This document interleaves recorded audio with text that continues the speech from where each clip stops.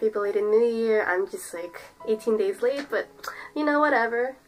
So I promised last year that I was going to post more vlogs, but that didn't get to happen because of all the chaotic stuff and all the activities that have been happening in my life. So I didn't get enough time to do what I wanted to do, aside from, you know, writing stories, from singing, proving myself to sing, and there was just, time was just so limited on me, you know? I got lazy sometimes, and there were a lot of times my friends wanted to take me out and stuff, so basically my senior year was really hectic when it came to schedule and time management, because I had tennis, I had choir, I had nursing on top of that, and my schedule was just like really crazy. I only got away with like around 3 to 4 hours of sleep a night, perhaps, because there was just so much stuff I had to do. Basically, it took away all my social life, so I didn't have time for that anymore. Moving on, I made a little list about if I were to describe 2014 in one word, it would be this.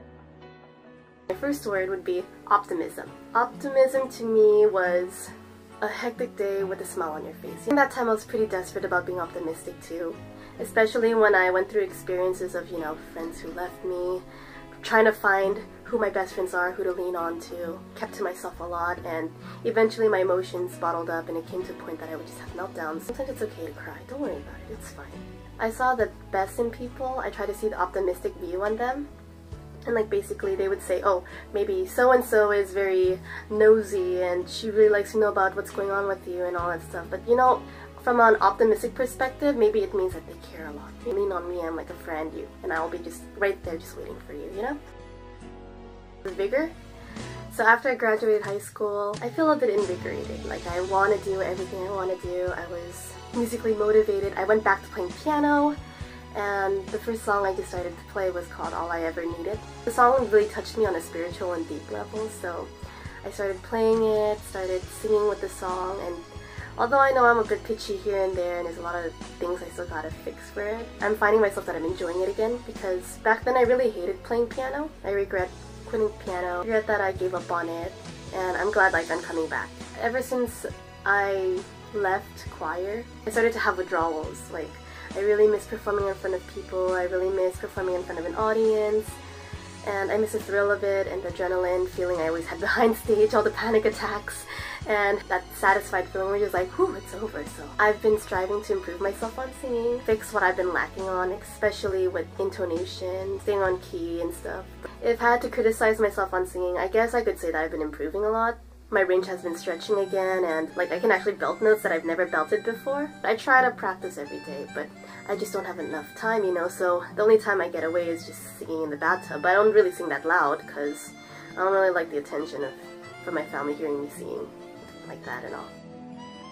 What does eclectic mean? It means you're being wide-ranged. I don't think about, you know, what I think. I don't think about like, you know, my perception on people. I start thinking about what others see, you know? Like it's a really good eye-opener. Like, try to see through it, try not to be influenced to change how you think of things, you know? But it's really good to see others' opinion. Like, presently we're not really good friends anymore because there are some differences that happened between us, and I wouldn't have thought about it at that exact moment because I was so filled with rage and upset and disappointment that, you know, it clouded what they felt. So I don't regret the moments we spent together, and I really found all the moments we spent was very precious to me. And even though it's over, I'm just grateful that it just happened. This was kind of inspired by Big Hero 6. What Tadashi always told Hiro, he said, look at things at a different angle. So with that, it also correlates with how my mind is broader and I'm thinking about what other people are perceiving of the situations. Cacophonous or cacophonous? I don't know.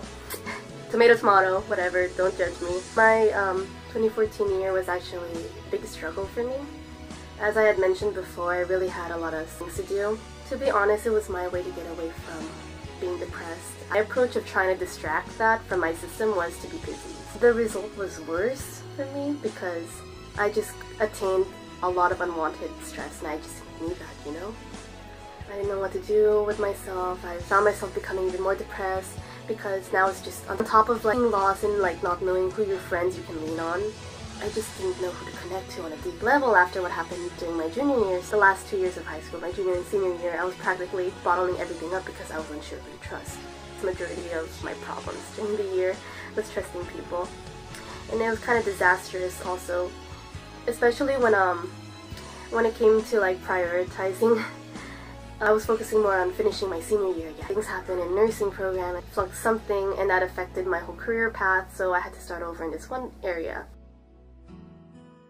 I really felt obligated to do a lot of things, especially when senior year rolled by. I was actually on top of things when it came to like finding what major I was gonna do. I don't feel like it's my profession, you know, because like although I have a passion about getting people to feel better, and just one mistake will screw you for life and it will cost you your license. And that was just too much for me, and knowing myself, I always make mistakes somewhere. It's okay because like I'm already happy and content where I'm at as a nurse student. Also, I felt more pressure because I'm the oldest child. That's why I feel more obligated to do something that'll make it lighter on my parents. So especially when my sister is now a senior, I'm trying to take the difficult path. I really want my sister to do what she wants. That's why a part of me, like, there are moments where I melt down. I feel like this is not fair for me. Why do I have to do this? Why do I have to suffer through that? But I just get over it. In the long run, I think my sister's gonna go far. I really think that. If that's enough to sustain at least one of us, I really hope that it would be her. Another obligation is like, oh, people always tell me this, and there was a quote I saw online where they're like, you know, God wouldn't give you something you wouldn't handle. When I lost all my friends, I thought, you know, why me? Why does it have to be me? I kind of lost myself, and why do I have to face through all of this all over again? Because they say history repeats itself, but the only time you can get out of it is if you make the right decision. Because, you know, what goes around comes around. Just remember, these experiences are made to make you look stronger and be stronger. So always try to be optimistic and persevere. Miraculously, every day is like a miracle to me. And the reason I see it like that is because every day is a blessing. I'm still alive. I have another day that I can do what I need to do and learning. And it's another day for me to, you know, grow up, be mature, and like experience life at full speed. A lot of my prayers were answered during 2014. I walked away from my faith and I started, you know, thinking, you know, I should just depend on myself. Like, what's God gonna do about it? But even though I talk like that, the truth was He never left me, and I'm so grateful about that. Like, every day I'm so grateful that God's watching over me. He's answering my prayers. Prayers do wonders. I can't really explain it, but it's really wonderful, like, to just pray about something, because you never know.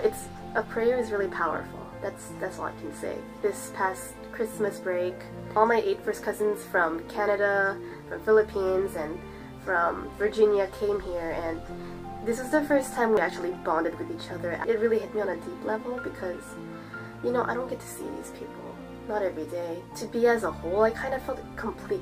I'm a little emotional about this because basically, out of all my friends, I think closer to me is family, because after losing my friends and all that stuff, the only ones I could lean to and trust completely about everything would be my cousins.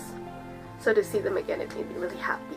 So, and also we got to bond with them on a really deep level. I went out to buy some supplies and I just came back. So anyways, when I was just getting emotional too, after all these years of trying to be tough and like pushing everyone away from me, because like I'm afraid to like, you know, be open about certain stuff. It felt nice to have someone, you know, remind you, saying, oh yeah, you're loved. Like, it's okay to be weak. It's okay to show your vulnerable side, and they want to take advantage of you when you're at your like vulnerable level. My cousin would just take my hand, she would squeeze it, and like she would hold my hand for hours even, and it felt really nice. Actually, overall, I've never had a friend like that, you know? I mean, there's someone who would like, you know, rub my shoulder and all that stuff, but someone like that, like, it just touched me on a really, really deep level. So, I mean, I feel like it's harder to find someone like that, because I know on a very, very deep level, for someone to be that affectionate to me, I have to be deeply, like, impacted by them, and I have to trust them completely, no doubts, no judgment or anything. Like, I can be my true self around them. And that's why, to me, it's harder for me to find a friend who's like that. My best friend is actually not the affectionate kind of person, but he cares verbally. Okay, don't get mad. I love you the way you are. 2014 was a huge impact on me because I had to find different ways to manage the changes in my life, from losing friends to making new ones, and all these arising new problems I haven't faced before, like they're happening now. And what I learned from all that stuff, all the things that impacted me this entire 2014, I feel like I can apply it in the future, or like as an advice if I want to give it to someone younger than me. Or I think I got a good grasp of what to expect and what to let them know about, because one day or another they're gonna go down the same path as I did. Someone did that for me. I never expected this would happen, but it did. So I'm grateful that my older friends actually gave me insight on this stuff. It made me wiser. Actually, I approached it differently than I would have expected. I'm trying so hard to be someone that I haven't been in such a long time. Trust for me is a very fragile subject. And that's why 2015 is about reopening myself and learning to trust again. 2014 was always nerve-wracking for me because, especially being my last year, I felt 10 times more pressured. Nursing was actually, it's like #1 on my list for stress. If I failed it, that's it for me. Also, that was my last year in high school. I tried so hard to audition for all the solo parts, so I don't think I had the confidence physically to get myself up there, but I'm just happy I tried out, you know? Even if I didn't do so well in it, or I didn't get the solo, but I was just happy to like just try. Because my goal in choir was actually to get over my stage fright, but that didn't really help me that much. It made me more confident when I sang, and that was that. Another nerve-wracking experience was when history repeats itself. It happened like 3 times in a row for me. It's been numerous times I've been backstabbed as a friend and lost my way in when it comes to love and all that stuff there. So in like majority of the cases I lost. Okay, it is kind of nerve-wracking to run back into that situation. It still gives me an impact about losing friends, but you know, that's life. You kind of gain some, you lose some. All things trust in God. This one has to be my most important one on the list. God was really important in my role of decisions, most especially when it came to friends who backstab me and love and all that stuff. I always tell myself, be grateful for what you have, for the long run that you've had together, or the small moments you shared, because these are priceless moments and you're never gonna get this again. I mean, I walked back towards God because it came to the point that, you know, I really can't do this by myself. As harsh as it sounds, I actually did say to myself, like, what's God gonna do about it, you know? God has a lot of people he can worry about. Like me, I can handle this by myself because I'm pretty sure I'm a tough girl and I can do this. I'm grown up, I've had enough experience to back me up, I've had friends who told me wise things, and I've had elderly people always tell me these really good advices, and I take them and I listen to them, but it's not enough. When people tell you, like, you know, God told me this and that, it's just more like there's thoughts that just don't go inside your head that he does, like he puts for you. And clear as day, I heard it said be more compassionate, and I just thought, I never thought about this, you know? Why should I be compassionate to someone who hurt me so deeply when I trusted them so much? Tina's birthday party, where she reminded us that maybe the people who are bad just need love the most. So that kind of also backed up that thought that it takes a lot for people to actually follow into that. And I feel like if had it not been for God who gave me that message in my head, I wouldn't be who I am today.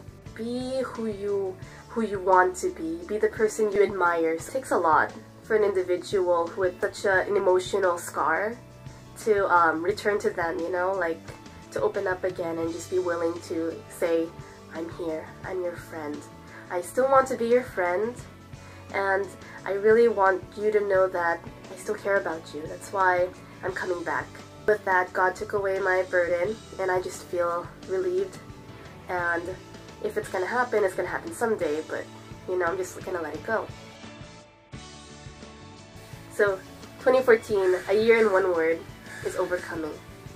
This entire year was full of struggles. They were full of happiness. There was a lot of high and low, and a roller coaster is the best description I would say about it too. There's also this thing I learned about in nursing. There's a reason why people write down incident reports. It's because you want to learn from your mistakes, and that's just like how life is like. It's not reversible, but you can always look back and remember what you've done, and all the good things and bad, you learn from it. Be a better person. Hopefully we share mutual views about that, and that's about that. So that's my life over 2014, and one word that describes my year perfectly well. Thank you guys for bearing with me and through this horrible and this flu. For those who watch this whole thing, thank you so much, and it means a lot to me. So I hope you guys start off your year well, and I hope that you guys will also encounter things that'll make you become a better person. So, thank you.